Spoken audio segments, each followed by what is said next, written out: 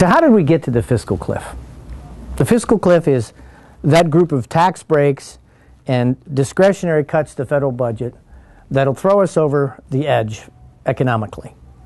It'll take $7 trillion or some number out of our economy in relative short order. That will throw the economy into some kind of a recession. So how did we get there? We got there because Congress refused to do what they should do, which is pass a budget, and within the confines of that budget, pass both authorizing legislation and appropriation legislation that will give oversight to how the government spends money. So they couldn't come to an agreement. They haven't passed a budget in almost 4 years. So there was a point in time when we had to raise the debt ceiling. You have to raise the debt ceiling. These are bills that you already owe. And Congress decided that what we're going to do is we're going to kick this to a super committee, and we're going to make the consequences of that super committee failing to do what Congress should have done so egregious that there's no way that the super committee will not do what Congress should have done.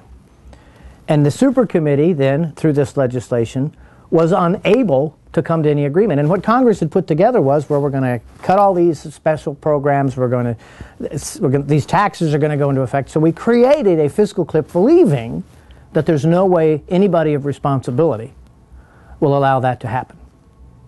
And they did. And so now we're here trying to figure out how do we avoid this fiscal cliff going into effect at the end of this year.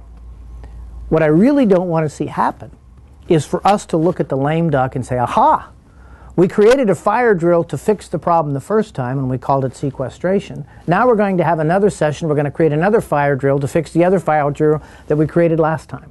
And the problem, of course, is that we don't want to do the same thing again, which is to short-circuit the process. The solution to the fiscal cliff was the solution before we got into the fiscal cliff. And that was for Congress to sit down, to pass a budget as the federal law requires, to follow the appropriations process the way the federal law requires, so that we have some kind of fiscal restraint.